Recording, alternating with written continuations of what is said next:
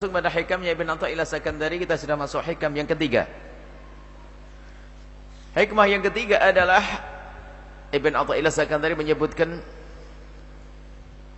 sawabikul himami. Sawabikul himam, qala al-musannif, qala Imam Ibn Athaillah Sakandari rahimahullah ta'ala, nafa'ana Allah bihi wa bi'ulumihi wa bi'ulumi masyaihihi fi daraini ila anqal sawabiqul himami la takhriqu aswaral aqdari. Himmah itu semangat. Semangat dalam bekerja, semangat dalam ibadah, semangat dalam mengerjakan apapun, sama itu himmam. Kalau sudah himam sabiqah, himmah yang sangat kuat. Jadi himmam yang mengalahkan segalanya. Pokoknya semangat tinggimu di dalam menjalankan apa saja. Ini lanjutan dari hikmah sebelumnya. Hikmah sebelumnya dijelaskan tentang dua model manusia. Ada manusia yang ditempatkan oleh Allah di maqam tajrid, dia tidak punya tanggung jawab. Maka selagi dia tidak punya tanggung jawab, hendaknya memperbanyak waktunya hanya untuk Allah saja. Jangan sibuk urusan-urusan yang lainnya. Hidup tanpa istri, tanpa anak, tanpa sanak, tanpa kerabat, tanpa saudara. Maka baginya adalah urusan dia dengan Allah saja. Tapi kalau orang itu ditempatkan oleh Allah di makom, di tempat namanya sebab, dia punya istri, punya anak, maka dia wajib mencari nafkah. Wajib mencari nafkah, tidak boleh duduk ongkang-ongkang. Dan kalau dia duduk ongkang-ongkang, ketahuilah, ini pelanggaran ini. Ini hawa nafsu dia. Sudah tidak benar. Apalagi alasannya dakwah. Sudah diingat kemarin. Banyak disinggung oleh para mensyarah. Ada sebagian orang itu, dia malas mencari nafkah, malas bekerja, merepotkan orang lain. Alasannya dia beribadah saja. Padahal dia punya tanggung jawab. Tanggung jawab, punya keluarga, punya anak. Bahkan mungkin berdakwah, istrinya suruh kerja. Ya, yang kerja dirimu, jangan istrimu suruh kerja lalu kamu dakwah keliling ke sana kemari, haram. Tapi istri saya ridho, bukan ridho takut sama ente. Ini enggak boleh. Maka seorang suami jangan masuk wilayah yang salah. Kalau sudah engkau punya tanggung jawab, hendaknya kita harus berusaha mencari nafkah dan seterusnya. Baik, akan tapi lihat.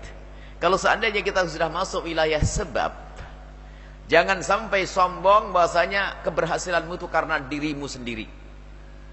Berusaha dapat duit karena usahaku, aku mengambil sebab, aku yang berusaha, aku dapat duit. Masuk bab ujub. Maka langsung dipangkas oleh Ibn Athaillah Sakandari, sawabiqul himami. Tapi ingat, usahamu seperti apapun, dengan jerih payah yang engkau hadirkan seperti apapun, sebesar apapun semangatmu di dalam menjalankan sebab, kerja keras mencari rizki, tapi semua ada batasnya. Batasnya adalah ketentuan Allah. Kamu kaya tidak kaya, ini batasnya ketentuan Allah. Jadi aswarul aqdar, aswar itu sur, pagar. Jadi digambarkan oleh Ibn Athaillah Sakandari, ketentuan Allah. Jadi dirimu begini, kamu akan menjadi orang kaya, kamu akan menjadi orang seperti ini. Takdir Allah, ketentuan Allah akan seorang hamba dengan model begini. Itu seperti digambarkan dipagari dengan sur, pagar. Jadi tembus gak bisa. Kalau sudah engkau harus kaya, biarpun dicuri orang berkali-kali tetap kaya. Itu maksudnya gitu. Begitu sebaliknya, biarpun kau kerja jungkir balik, kepala jadi kaki, kaki jadi kepala, nggak tahu gimana itu caranya. Saya sering dengar, saya ikut-ikutan aja. Padahal saya jarang ikut-ikutan ngomong. Ya mungkin saking luar biasanya. Tapi kalau jatah orang tersebut adalah orang yang fakir, tetap saja fakir. Ketentuan Allah tidak bisa diterobos. Jadi aswar al-qadar. Baik, sekarang kita membahas, ini banyak yang harus bahas ini, masalah akidah keimanan. Tentang takdir, ketentuan Allah subhanahu wa ta'ala. Kita bahas juga masalah qada qadar. Tak tahu di mana tempatnya. Qada, kalau qada itu adalah ilmu Allah azza wa jalla, pengetahuan Allah subhanahu wa ta'ala bil asya' terhadap segala sesuatu. Segala sesuatu kulliha, ala ma satakunu alaihi fil mustaqbali. Jadi gini, qada itu pengetahuan Allah terhadap segala sesuatu yang akan terjadi. Jadi apa yang akan terjadi kepada dirimu Allah sudah tahu dari zaman azali dulu. Itu qada Allah. Jadi ketentuan pengetahuan Allah. Jadi qada Allah adalah ilmu Allah, pengetahuan Allah terhadap segala sesuatu yang akan terjadi nanti. Jadi anakmu berapa, cucumu berapa, hartamu berapa miliar, Allah sudah tahu. Itu qada, pengetahuan Allah. Biarpun sesuatu itu belum terjadi, baru nanti namanya qadar.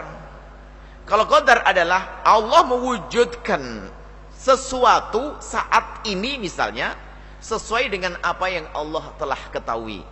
Artinya Allah itu sudah tahu dari zaman dahulu zaman azali bahwasanya engkau punya anak 5 atau punya anak 6, panjang umur semuanya, sukses, cucumu 12 atau 16, tahu semuanya Allah. Sudah tahu. Padahal diri Anda lah baru nikah tahun ini misalnya. Allah sudah tahu cucumu berapa, anakmu berapa. Allah sudah tahu. Nah, di saat Anda menikah, maka waktu Anda menikah itu sesuai dengan pengetahuan Allah. Allah sudah tahu kalau dirimu akan menikah di bulan ini, di bulan Kapit ini, bulan berkah ini. Jangan sampai ada bulan Kapit, bulan sengsara. Enggak ada bulan sengsara, semua bulan berkah. Yang meyakini bulan Kapit, bulan sengsara, sengsara nanti. Baik. Ada orang menikah di bulan berkah ini, karena Dzulqa'dah bulan haram, di bulan mulia ini, Allah sudah tahu kemudian melahirkan anak tahun ini, berikutnya anak ketiga, keempat, mendidik sukses, Allah sudah tahu. Dan di saat sudah terwujud namanya qadar, ketentuan Allah terhadap dirimu sesuai dengan apa yang Allah ketahui. Namanya qada qadar. Ini yang harus kita imani. Kita wajib iman bahwasanya Allah mengetahui apa yang akan terjadi padamu. Dan Allah, kemudian yang terjadi padamu saat ini pun sesuai dengan pengetahuan Allah. Allah dari dulu tahu dirimu seperti ini. Bahkan kita akan kedip hari ini sudah tahu Allah dari dulu. Ini qada sama qadar. Di saat Allah menjadikan dirimu seperti ini namanya qadar. Baik. Sekarang ini yang nggak bisa dirubah. Dirimu harus begini nggak bisa dirubah. Tapi untuk sampai kepada Anda punya anak, sampai Anda menikah, kan biasanya ada sebab. Kamu ngelamar, pergi ke sana, ditolak 6 kali. Allah tahu itu. Tak taunya hari yang ke-7 baru diterima. Lah ini usahamu ini. Jadi usahamu ini termasuk bagian dari ketentuan Allah. Jadi waktu kita ngelamar ditolak, Allah juga tahu. Yang ke-7 istimewa gitu loh maksudnya. Pilihannya cuma gitu, Allah pikirin ini bukan levelmu itu. Levelmu harus solehah gitu loh maksudnya. Masa ngelamar orang asal saja gitu. Enggak, pinggirin harus ke-7 baru dapat. Ibaratnya gitu. Jadi waktu menikah yang ke-7 Allah juga tahu. Artinya ketentuanmu menikah di bulan ini, untuk dirimu menikah di tahun ini, bulan ini ketentuan dari Allah dan Allah sudah tahu. Prosesnya inilah sebab. Baik, kemudian setelah menikah, Allah tahu anakmu kenyang-kenyang, gendut-gendut, seger-seger. Dari mana? Kau beri suplemen susu, makan segala macam gizi. Dari mana kamu dapat semua? Saya cari beli di pasar. Duitnya dari mana? Kerja. Mulai dari kerja beli pasar, Allah juga tahu. Jadi diri kita mengambil sebab. Jadi sebab karena Anda masuk wilayah tadi apa? Sebab. Sudah menikah, setelah menikah punya anak, maka dirimu harus berusaha. Akhirnya Anda berusaha. Dan berusahanya Anda diketahui oleh Allah. Allah sudah Maha tahu. Dan yang menentukan Anda berusaha adalah Allah. Jadi jangan sampai ada orang berkata bahasanya kita tidak bisa berbuat apa-apa. Anda bisa berbuat karena Allah berikan kepada Anda kehendak. Ini biasanya kebingungan seseorang. Ada kelompok 2 akidah besar yang sesat, yang satu Qadariyah, yang satu Jabariyah. Ini pembahasan akidah. Qadariyah mengandalkan akalnya, aku bisa begini, nggak benar. Kaum Mu'tazilah sampai mengatakan kalau aku berbuat dengan kekuatanku sendiri. Api membakar dengan kekuatan yang Allah titipkan di api. Tidak, api membakar karena Allah menghendaki. Jadi api membakar karena Allah kebiasaan iya. kebiasaan api jika didekatkan kertas membakar, tapi api membakar ini bukan karena api punya kekuatan di dalam diri api, tapi karena Allah menghendaki api membakar sesuai dengan qada qadar tadi. Baik, kemudian nah ini kalau sudah orang tahu bahwasanya semua yang terjadi ini diketahui oleh Allah, maka dirimu itu kaya diketahui oleh Allah, dia fakir diketahui juga oleh Allah. Baik, maksudnya apa? Tugasmu hanya berusaha mengambil sebab, adapun urusan hasilnya urusan Allah. Urusan Allah. Maka seseorang bekerja, banting tulang, meres keringat, tatanya ujung-ujung hasilnya tetap fakir. Karena memang sebesar apapun usahamu, dirimu tidak akan bisa menembus ketentuan Allah yang sudah pasti dan tidak akan berubah. Takdir Allah tidak akan berubah. Tidak akan berubah dengan apapun yang kita lakukan. Bahkan juga tidak berubah dengan doa. Tapi yang harus kita pahami, doa adalah bagian daripada takdir Allah. Doa bagian daripada takdir Allah. Sebab apa? Yang terjadi pada kita diketahui oleh Allah dan tidak ada perubahan sudah. Jadi misalnya memang di mata manusia akan terlihat perubahan. Di mata manusia. Tapi bagi Allah nggak ada yang berubah. Misalnya, sekarang saya merasa lapar. Kemudian di saat saya lapar, saya harus mengambil piring. Setelah itu saya ngambil nasi. Saya ambil lauk, saya makan. Setengah jam kemudian selesai makan, terasa perut saya kenyang. Dalam bahasa manusia apa? Karena makan saya kenyang. Jadi seolah-olah dalam pemahaman kita adalah makanku yang menjadikan aku kenyang. Baik. Jadi seolah-olah laparku telah aku rubah menjadi kenyang. Itu kan di dalam bahasa manusia. Tapi bagi Allah, kamu kenyang sudah tahu dari dahulu Allah. Kalau dirimu bakal yang di mata Allah tidak ada yang berubah. Di mata Allah, ya sudah. Hidupmu seperti ini masa kecil dengan disayang oleh orang tua, masa gede begini, Allah sudah tahu. Ini dalam masalah pengetahuan Allah, qada dan qadar Allah. Adapun kita menjalani hidup ini, tidak mungkin kita menjalani hidup kecuali dengan sesuai dengan qada dan qadar Allah. Kecuali sesuai dengan ketentuan Allah. Tidak ada satupun hamba yang bisa menjalani hidup ini tanpa sesuai dengan qada Allah. Nggak mungkin. Nggak mungkin, pasti sesuai dengan qada Allah, dengan ketentuan Allah. Nah, ketentuan Allah itu bagaimana? Nah, inilah yang harus kita pahami. Ketentuan Allah tidak ada yang tahu kecuali Allah. Tapi bagi kita apa? Bagi kita adalah menggunakan apa yang Allah berikan kepada kita, yaitu akal untuk berpikir. Untuk berpikir. Jadi akal kita berpikir, kemudian perasaan kita mau tidak mau itu nanti akhirnya perasaan yang Allah berikan kepada kita, rasa lapar, akhirnya kita bergerak. Kalau dicabut rasa lapar saja, lihat, mau sombong, oh saya bisa makan, saya kenyang. Hei, jangan sombong. Biarpun makanan Anda, badanmu sehat, tapi tak taunya oleh Allah dicabut rasa pengen makan, nggak mau makan itu, mual nanti. Ya, jangan sombong.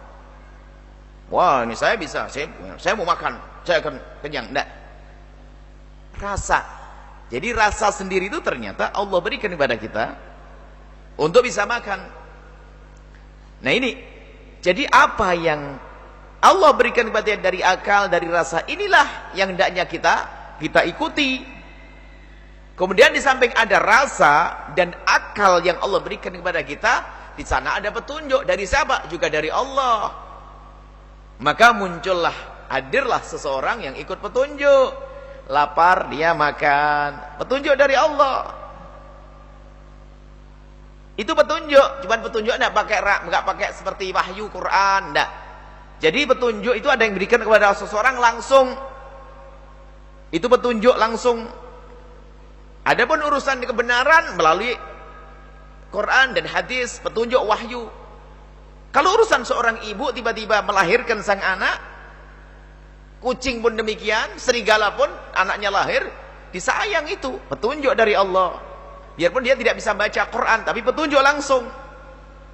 Kalau seandainya rasa kasih dan petunjuknya dicabut oleh Allah, nggak ngerti itu. Kalau itu anaknya, nggak ngerti.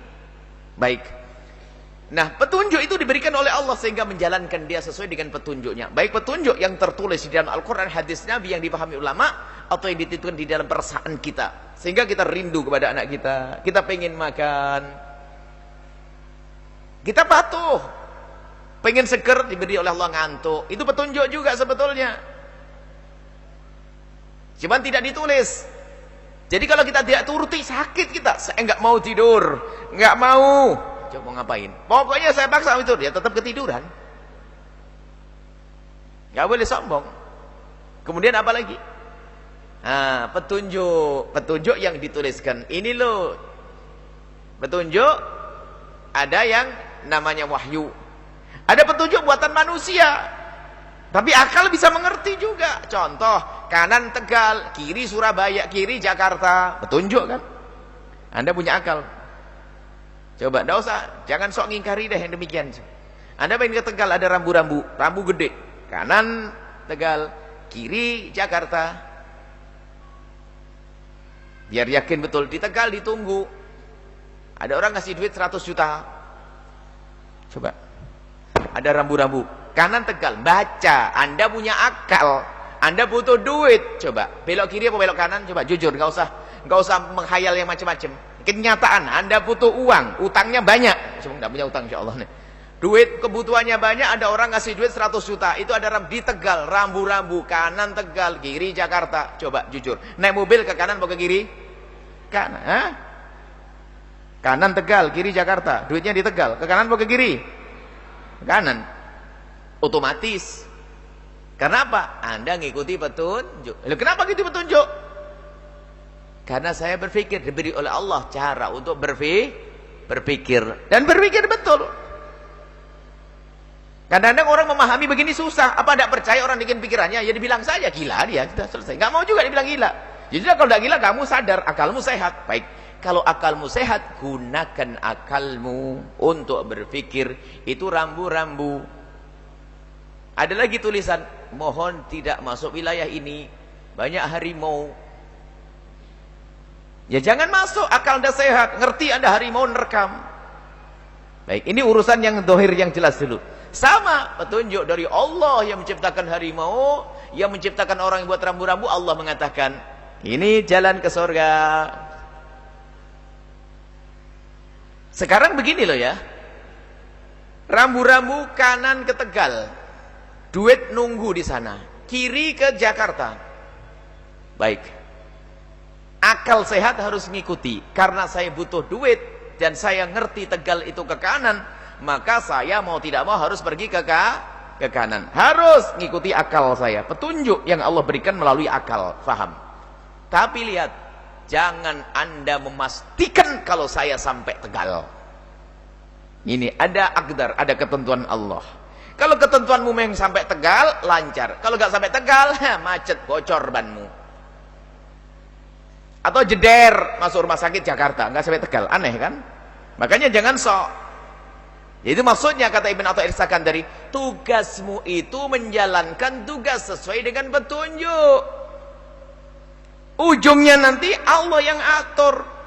Kalau pengen ngambil duit, dia belok kanan ke arah Tegal. Itu akal sehat. Dirimu benar ngikuti petunjuk. Tapi jangan memastikan, aku pasti ke Tegal. Oh, belum tentu. Tabrakan jeder rumah sakit Cirebon pun nggak bisa. Tato nyampe ke Jakarta. Itulah maksudnya Ibn Athaillah As-Sakandari. Sebesar apapun usahamu, jangan kau pastikan bahasanya kau akan berhasil dengan usahamu. Karena apa? Sudah ada ketentuan di situ. Tapi jangan juga kamu berkata, sudah ada ketentuan, kenapa aku berusaha? Lah ini. Ya sudahlah, tidur aja lah. Kalau memang saya dapat duit, ya pasti kaya. Itu pemalas, diamin. Biarpun orang tidak ngerti iman pun, dari pagi sudah kerja kok itu. Nggak punya iman misalnya. Yang aku iman kok sok bener nih. Yang nggak punya iman pun ngerti. Dia harus berusaha. Baik, inilah. Jadi Ibn Athaillah As-Sakandari setelah menyebutkan bahwa ada di antara kita itu memang diletakkan oleh Allah di maqam sebab, harus berusaha. Tapi ingat, jangan sampai dirimu sombong dengan usahamu. Dan bahaya sekali kalau orang sudah sombong dengan usahanya. Jadi dia berusaha pun kita tetap memohon kepada Allah. Berdoa bagian daripada usaha. Dan harus yakin bahasanya semuanya ini adalah menjalankan petunjuk. Kalau yang tidak menjalankan petunjuk dari awal sudah dianggap salah. Contoh tadi, kalau ke Tegal itu belok kanan, ngambil duit di sana, tak tanya ada orang kok belok kiri, tulisannya Jakarta. Tanya orang dimanapun, asalkan yang ditanya orang berakal, bener enggak saya ngambil duit ke Tegal belok kiri ke Jakarta? Semua bilang kamu salah.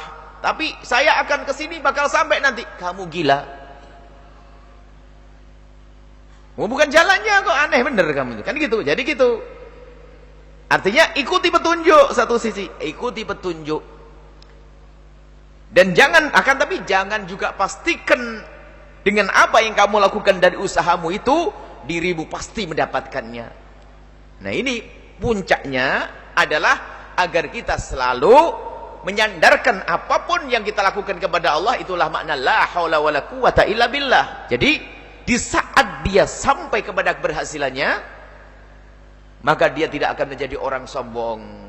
Dan di saat tidak berhasil, dia tidak pernah putus asa. Ini dua hal yang harus diantisipasi.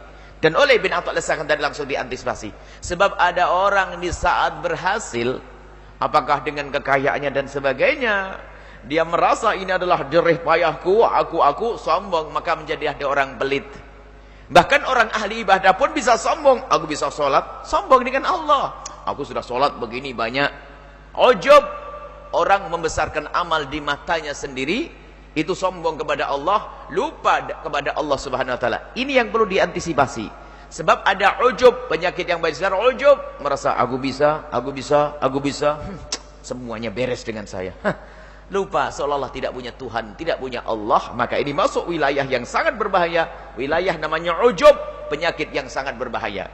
Sehingga kalau ada orang bekerja mencari duit, tidak menyadari kalau yang memberikan kekuatan adalah Allah, tidak menyadari yang memudahkan adalah Allah, maka dia merasa bahasanya dia mendapatkan kekayaan dari dirinya sendiri. Maka apa yang terjadi? Dia akan sombong. Untuk infak sedekah pun sulit. Kenapa? Oh, ini usaha saya. Berbahaya. Tapi di sisi lain juga, di saat tidak sampai kepada tujuan, maka dia akan terpuruk, menjadi orang putus asa. Dan Allah juga tidak senang orang putus asa. Artinya apa? Teruslah engkau berjalan di dalam makommu. Jika engkau berada di makom sebab, teruslah berusaha. Tapi ingat, di dalam usahamu itu harus kamu mulai dengan kesadaran bahwasanya ini dengan Allah. La haula wala quwata illa billah. Aku tidak akan bisa melakukan usaha ini semuanya kecuali dengan Allah Subhanahu wa taala. Bismillahirrahmanirrahim, dengan nama Allah. Terus berjalan dengan Allah. Maka ini menjalankan tugas. Kalau kita tidak mengikuti petunjuk, maka kita dikatakan gila tadi. Akal kita tidak jalan. Tapi jangan sampai di saat orang melakukan sebab tadi, lalu lupa bahwasanya yang memberikan adalah Allah Subhanahu wa taala. Yang memberikan keberhasilan kita adalah Allah. Jadi dirimu berhasil secara hakikatnya bukan karena usahamu. Dirimu berhasil bukan karena usahamu. Dirimu berhasil karena Allah menjadikan dirimu berhasil. Dan Allah sudah tahu dirimu akan berhasil. Cuman usaha yang kita ambil ini termasuk bagian daripada ketentuan Allah. Ketentuan Allah. Dan kullun muyassarun lima khuliqalah. Setiap orang itu akan dimudahkan oleh Allah untuk sampai kepada tujuannya. Semua orang akan dimudahkan oleh Allah untuk sampai kepada tujuannya. Kalau ahli surga sudah tahu bahwasanya dirimu adalah ahli surga. Amin. Allah tahu kalau anda adalah ahli surga. Allah sudah tahu dari zaman dahulu, zaman azali, kalau anda semua adalah ahli surga. Nah, anda ahli surga. Allah tahu diri anda adalah ahli surga. Maka ahli surga ini sudah tempatnya di surga. Cuman ahli surga ini tentu di dalam menuju surga akan meniti jalan surga. Anda rajin ngaji, anda sholat, dan ini diketahui oleh Allah. Dan Allah Maha tahu, dan ini juga ketentuan Allah. Maka usahamu ini adalah bukan untuk merubah takdir, tapi usahamu itu bagian daripada takdir. Doamu adalah bukan merubah takdir, tapi doa adalah bagian daripada takdir. Maka jika engkau telah mengambil bagian daripada takdirmu untuk sampai ke sana, maka engkau adalah orang yang ditakdirkan sampai ke sana. Jadi sudah ditulis oleh Allah begini. Dirimu jadi orang kaya. Tapi sebelumnya dimulai dengan runtuh, berusaha mendekatkan diri kepada Allah, bekerja keras sampai kaya. Lah, usaha ini sudah diketahui oleh Allah. Ada lagi nyungsep melarat. Melarat, padahal dia adalah macam-macam usaha. Tapi usaha malas, tidur, akhirnya tidak dapat apa-apa. Sama secara zahir gampang begini. Ada orang yang satu kenyang, yang satu lapar, padahal makanan ada. Kenapa yang satu lapar, yang satu kenyang? Yang menjadikan dia lapar adalah Allah, yang menjadikan kenyang juga Allah. Cuma yang si A kenyang, si B lapar, kawan bersahabat. Si A kenyang, B lapar. Yang menjadikan lapar siapa? Allah. Yang menjadikan kenyang siapa? Allah. Lah kok beda? Adapun ketentuan di sini sama. Ini kenyang, ini lapar. Allah sudah Maha tahu tentang kekenyangan si A dan laparnya si B. Cuman kalau kita tarik ke belakang, Allah juga tahu si A ini malas. Tidur aja. Terus karena tidur telat. Pondoknya bagi nasinya sudah habis. Makanya yang lain kenyang, dialah lapar karena dia tidur. Atau dia malas, nanti aja deh. Ayo cepat ambil, enggak deh, nanti. Jadi kemalasan dia Allah juga tahu. Allah juga tahu. Yang satu bangun pagi, siap-siap, nyiapin piring, ada jamnya ngambil nasi, langsung dia ngambil nasi. Lalu dia makan, kenyanglah dia. Lah, mengambil nasi ini juga termasuk bagian ketentuan dari Allah. Dia ketiduran juga ketentuan dari Allah. Jadi kita ini adalah mata rantai, rentetan takdir sampai Anda masuk surga. Itu rentetan takdir. Makanya kalau bicara tentang ketentuan Allah itu jangan sok jadi Tuhan. Kalau Allah sudah tahu kalau dirimu adalah ahli surga. Tapi kalau Allah ada si fulan masuk neraka, Allah juga tak tahu. Tapi kalau sekarang kita sok jadi Tuhan, begini Allah berkata, ya kalau memang saya itu ahli surga, biarpun saya maksiat kan tetap jadi ahli surga. Makanya biarin deh maksiat. Kok bisa? Tanyakan, siapa yang bilang itu ahli surga? Siapa yang ngomong ada kabar wahyu turun kepadamu kalau kamu ahli surga atau bagaimana?